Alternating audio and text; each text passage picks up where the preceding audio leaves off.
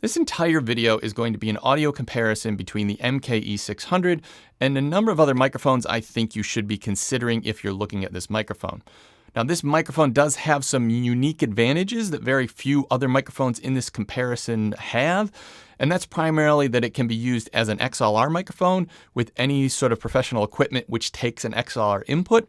But it also can provide its own phantom power, and with the right cable, you can plug it directly into any sort of standard camera that takes a microphone input. And I think a lot of people end up looking at the MKE 600 as a budget alternative to Sennheiser's MKH416. Now, the MKH416 is a professional shotgun XLR microphone that Sennheiser has made for years. It is an industry standard, and it is considered by many people to be the best microphone ever made. That is a $1,000 microphone though. The retail price on the MKE 600 is only $329. And I have actually seen it on sale now and then. So if I do see any sales, I will link them in the description down below. So just keep an eye on that. If the microphone's on sale, I will have it in the link down there. The first set of microphones we're going to be comparing the MKE 600 to are microphones that have XLR inputs that can be used in a studio environment like this. I've also placed the microphone on screen so you can see it, but I have it a similar distance that I would expect to have if I just had it out of shot just above my head here. But I brought it into shot so you'll be able to see all the microphones there in the shot. Now you're listening to the Synco D2 microphone. This microphone appears to have been designed by Synco as a budget alternative to Sennheiser's MKH416, which is a $1,000 microphone. This is a $249 microphone, and although it has a similar form factor and I think it sounds great, I don't think it does sound like an MKH416.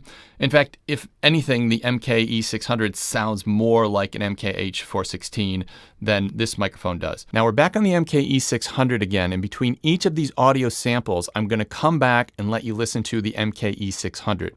This is just going to refresh your audio palette and give you another reference point when you're comparing the sound of the different microphones. Now you're listening to the Rode NTG5. This is a $499 microphone and widely considered one of the best budget options for professional filmmaking.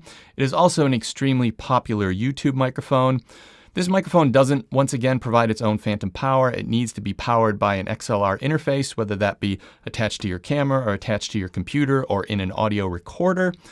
But it is a very high quality microphone, and it does a very good job of eliminating the background noises and the noises bouncing off the walls in the environment. Now we're back on the MKE 600. This is how it sounds. Once again, just giving you an audio reference point between the different microphones. Right now you're listening to the MKE 600. Now you're listening to the Deity S-Mic 2S. This is a $319 microphone. It is a short shotgun microphone. One of its most outstanding features is the size. It's absolutely tiny. And most of the microphone is the interference tube itself. So it really is a winner when it comes to portability. The one problem I have with this microphone is it doesn't do the best job of rejecting sounds from the side or isolating background noises. But in return for that, you do get a very natural sounding microphone, and even when you move slightly off axis, you still get a very natural sound. So there is a bit of a trade-off on that. Now we're back on the MKE 600. This is how it sounds.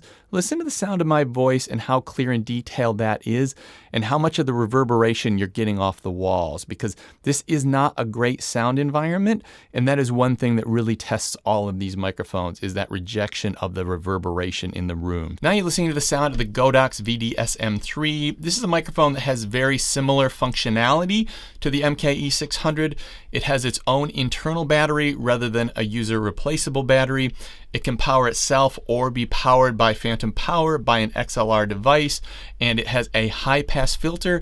In addition to that, it has a high frequency boost or mid frequency boost to sort of compensate when you've got a lot of protection or wind protection on the microphone, knocking down those higher sounds. Now that's all the indoor sound samples, but this microphone, as we know, is also capable of being put on top of a camera and used as an outside on camera microphone. So now we're going to take it outside and we are going to compare this microphone microphone to a number of other popular on-camera microphones, including some of Sennheiser's own MKE line of on-camera microphones.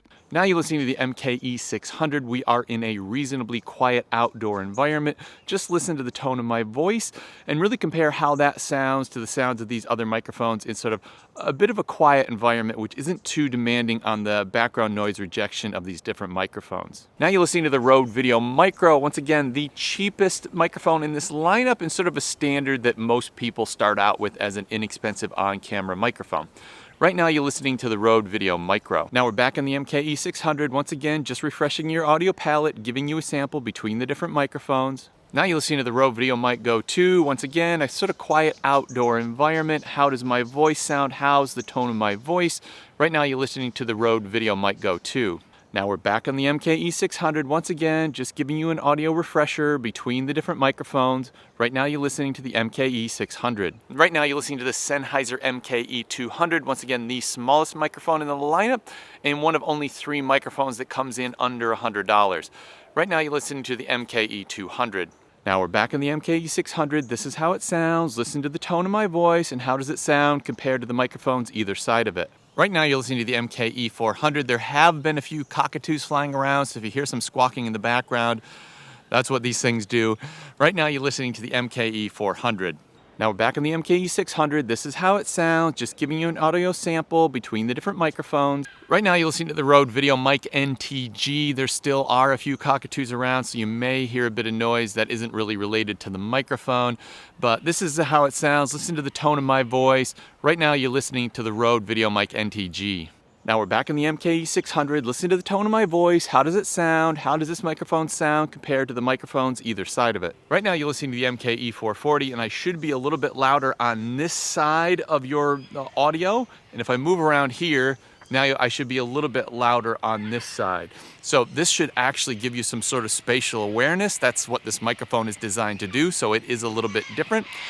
And it generally does do a pretty good job of eliminating the background sounds. Now, we do have cockatoos, and these cockatoos are super noisy, so I'm sure you can hear those in the microphone, but those were not here for the earlier microphone comparison, so that's not the fault of the microphone. Now, we're back on the MKE 600, just listening for that tone and detail in my voice, just giving you a sample between the different microphones.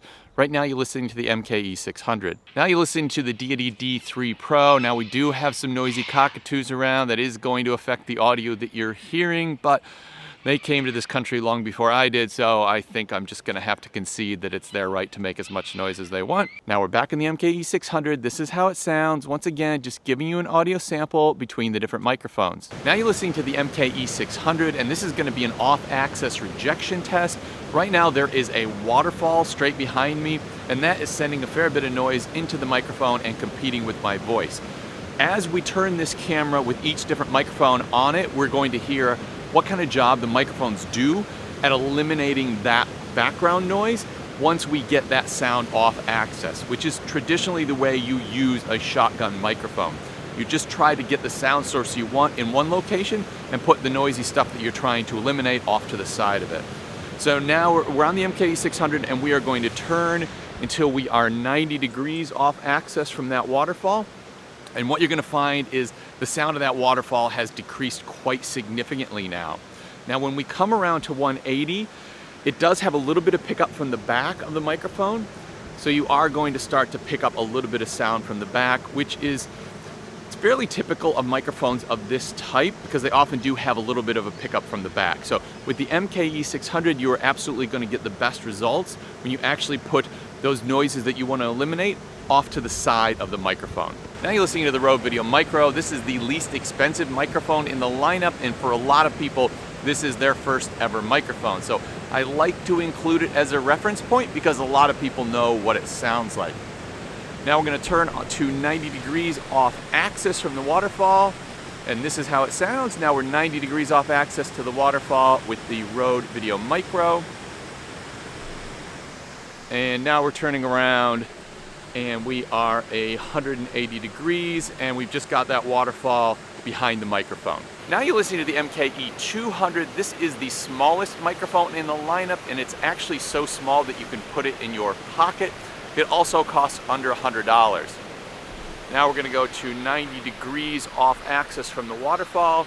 Now we are 90 degrees off axis to the waterfall, and this is how it sounds.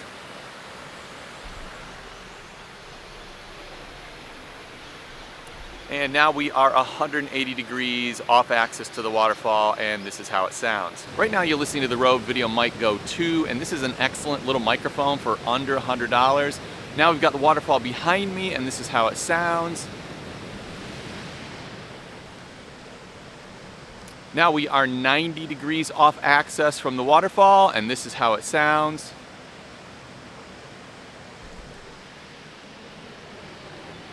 And now we are 180 degrees off axis from the waterfall. Now you're listening to the MKE 400. This is my most recommended sort of pro sounding travel microphone because it's so small. Once again, you can fit it in a pocket. It also has an internalized shock mount, which means that if you throw it in your camera bag, you don't have to worry about a traditional shock mount getting damaged.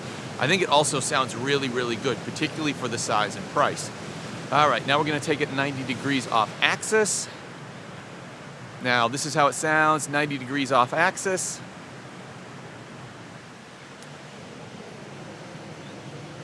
And this is how it sounds, 180 degrees off axis. Now you're listening to the Rode VideoMic NTG. This is one of the best on-camera microphones you can buy right now. Has a number of cool features, including an auto on-off feature so you don't burn out the battery. It's got a built-in battery. It's got a high-pass filter. It also has the ability to record a backup track, so it sends one track into your camera at a lower decibel than the other so that if you get too loud and clip, you have a backup track. So it really is an excellent on-camera microphone for sort of run and gun shooting. All right, now we'll turn it to 90 degrees off axis from the waterfall. Now this is how it sounds, 90 degrees off axis.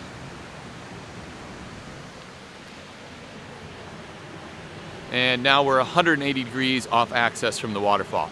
Now you're listening to the MKE 440. This is a completely unique microphone in this lineup because it is a directional stereo microphone. So the left and the right track are getting different signals from different microphones as part of this microphone. And what you should hear as I turn it to take it off axis, you should hear the sound shift from one ear to the other as we sort of turn, and those microphones are picking up different sounds. So we'll just turn it to 90 degrees off axis. And now we're 90 degrees off axis, and this is how it sounds.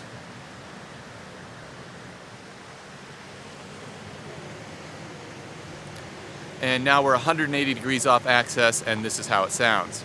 Now you're listening to the Deity D3 Pro. One of the strengths of this microphone is just how cheap it is. It's a $139 microphone. It does have a few little flaws. One is that it doesn't have an auto on-off feature, so you have to remember to turn it on and off when you're using it.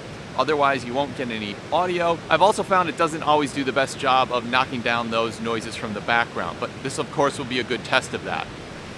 Now we're just moving around to 90 degrees off axis from the waterfall, and this is how it sounds. And now we are 180 degrees off axis from the waterfall, and this is how it sounds. Now when it came to the studio sound samples, I think the two microphones that really stood out to me were the MKE 600 and the Rode NTG5. I think both of those mics sounded excellent. I think the MKE 600 maybe did a little bit better job of knocking down that sort of reverberations off the walls, but they both sounded excellent, and I think you could really pick between either of them just based on personal preference and the way that you felt about the sounds of either of those microphones. Now, when we took them outside, that's where the MKE 600 really shows its versatility, because all you gotta do is throw a battery in it and turn it on. It supplies its own phantom power. Then you just use an XLR to TRS cable into your camera. Any standard camera can operate with this microphone, and you clip it on top of the camera with the included clip. So that is where you're able to take a studio quality and a studio sounding microphone, put it on your camera, and go outside with it. And I think because that's what this microphone was, a true studio sounding quality microphone, and taken outside, I think it sounded the best of all the microphones. Keeping in mind these other microphones, on-camera microphones, are really designed to be a little bit smaller on-camera microphones, where this is a studio microphone that you've now put on top of your camera. So it did have an advantage in that way. And if you're after a microphone microphone that sounds great but is really, really small, the MKE 400 is an excellent microphone. And I've just thrown a video on screen now. This is my detailed review of that microphone, and this is one of my favorite microphones of all time.